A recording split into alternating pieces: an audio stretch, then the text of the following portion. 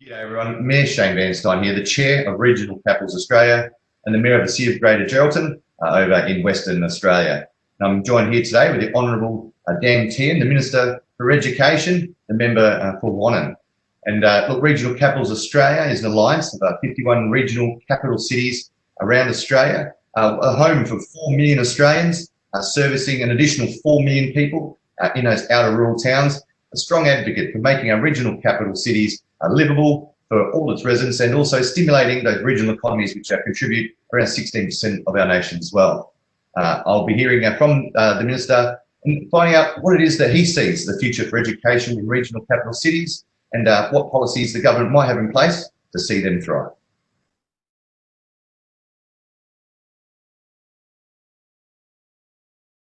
Thing that's of real importance to me is to make sure that those students from regional Australia, that we can lift the attainment rate, which is the rate at which they go on to higher education. At the moment, what we're seeing is discrepancies in the educational outcomes in regional Australia compared to the capital cities, and we want to lift those outcomes so that we see more of our students participating in higher education, in vocational education, so that we can enjoy a way of life and the economic dividends that come from education. That's great stuff, because we've certainly seen research that show that, as you mentioned, regional capital cities do have better tertiary access rates than the smaller cities, the smaller rural towns that surround them. And of course, when the access to the tertiary pathways are stronger in the regional capitals, the actual little rural towns that supply them, the probably spokes from which the regional capitals are the hub, that flows on into those smaller rural cities. So we really believe that investing in tertiary education pathways and all education pathways in the regional capitals helps not just those regional cities, but those smaller outlying rural towns. And how would you sort of see that playing out in your portfolio? No, you're absolutely right. The stronger our regional capitals are, the stronger our regional and rural communities are, because they provide such important linkages into our smaller rural towns. And if we can ensure that those pathways are there, from secondary schooling into vocational or into higher education, and make them as seamless as possible, then we are going to lift the outcomes for our students, for them to be able to get the skills that they need, the levels of education they need to really be able to contribute in the world as we move on into the 21st century, because we know more and more that the skills that are needed are going to be skills that require you to have a diploma or higher when it comes to your educational outcomes, if you're going to benefit from the type of economy that the globe now is starting to demand of a nation like Australia. Yeah, so look, do you have any particular policies that you think might need to be put in place to build up those opportunities, or whatever challenges that is presented to them, noting the NAPTINE review has been handed down, and obviously the committee report was released in August last year, so we're looking for a response from government. Is there anything you could shed some light on in there? Yes.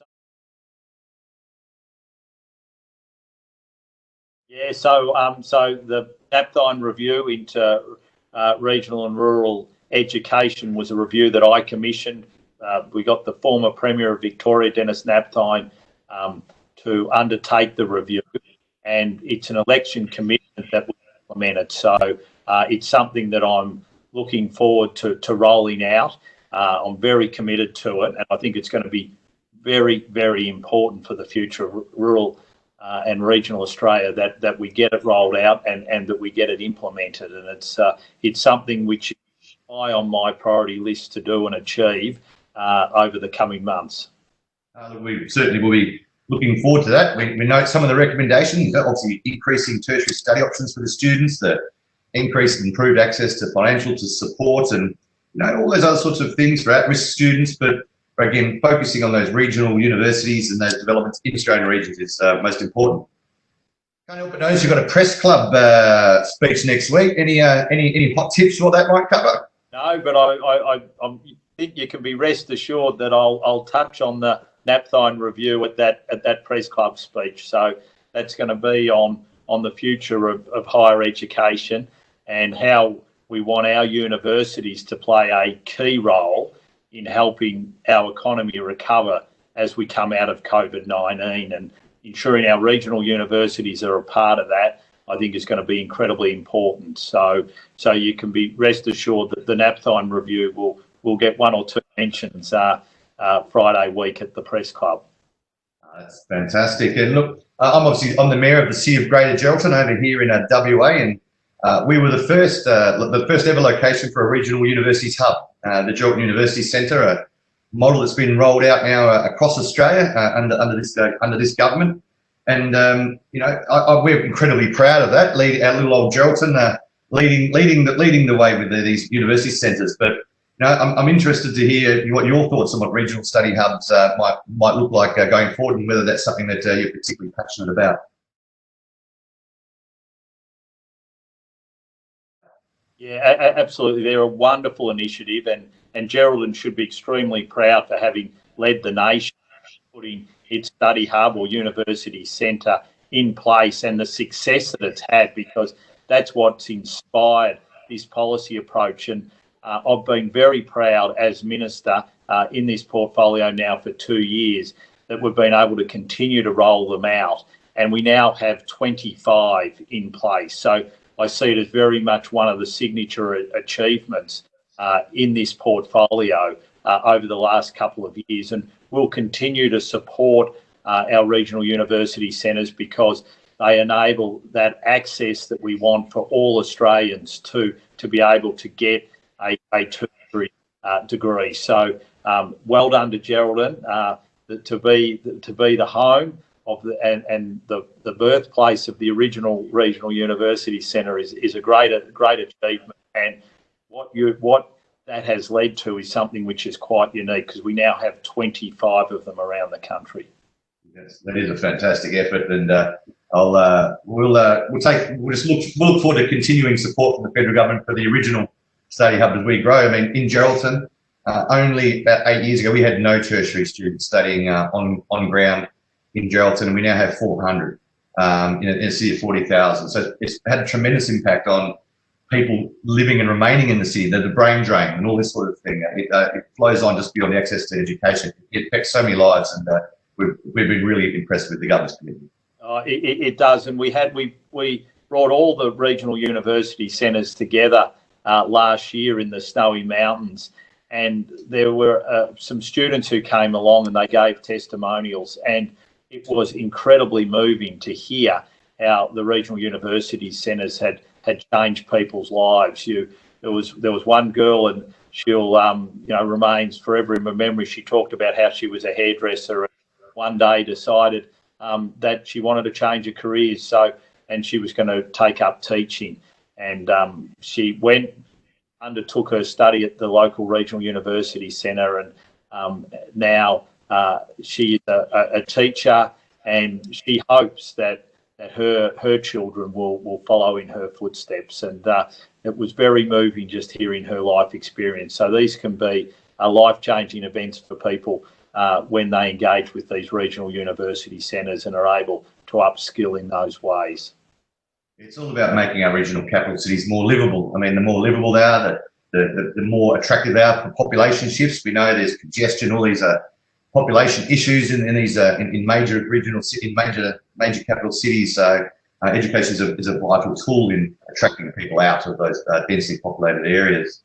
Do you think of any other opportunities, but perhaps for tertiary opportunities in regional Australia? Noting, your $135 million regional education package that has been announced, and your higher education relief package as well under the Commonwealth Grant Scheme has been announced. Are there sort of any other what are your thoughts on those schemes and any other opportunities?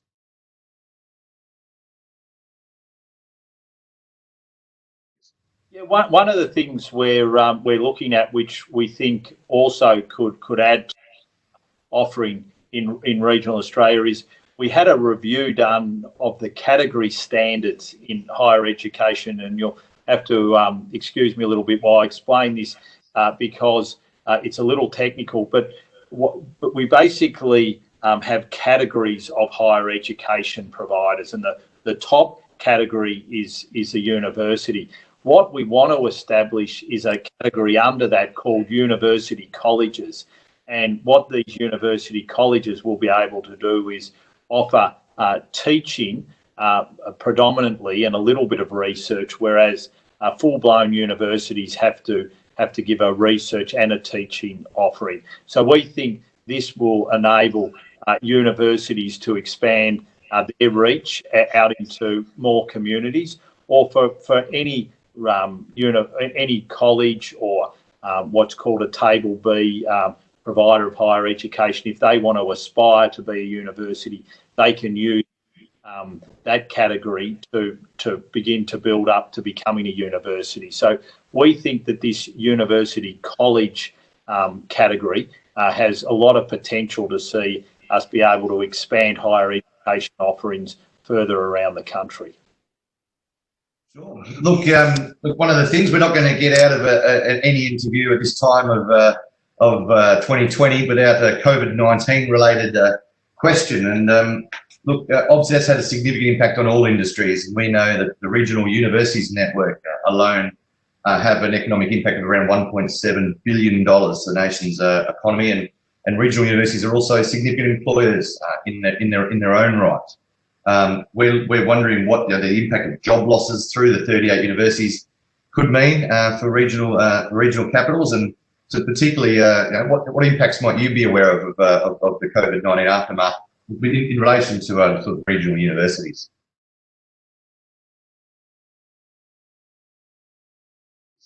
Yeah, look, the higher education sector, like many sectors right across the nation, has been impacted by COVID-19, in particular through the loss of international students. So what we've got to do is continue to work with our regional universities to make sure that they can adapt to the post-COVID environment.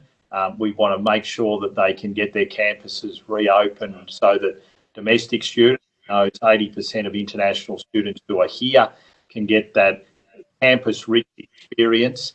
And we want to make sure that we're also putting the policies in place that are going to help them recover. And it's an absolute priority of mine as Minister is to make sure I continue to work with our university sector as we seek to limit as much as we possibly can the impact of COVID-19 on the sector. And that's why my speech at the Press Club Friday week is going to be very important, because it's going to set out how the government wants to work with the sector in this post-COVID-19 environment to make sure that they can recover, but also in their recovery that they can also help and support students get the skills and the degrees that they need to grow our economy as we come out of the coronavirus.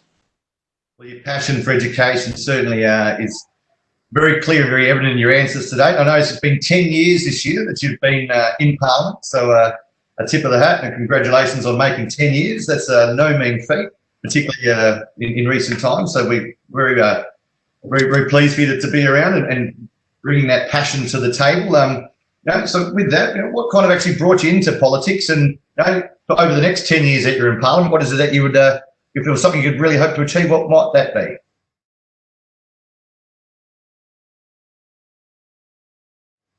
Yeah, so the thing that made me want to get into Parliament was making sure that regional and rural Australia were properly represented in the federal Parliament and that we were getting the outcomes that we needed.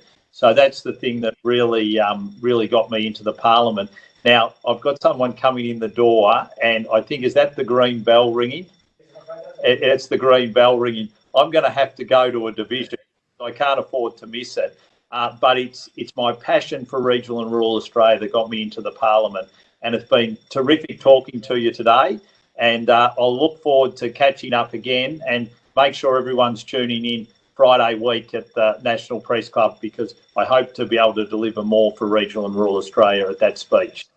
Thank you for your time, and off you go. Thank you.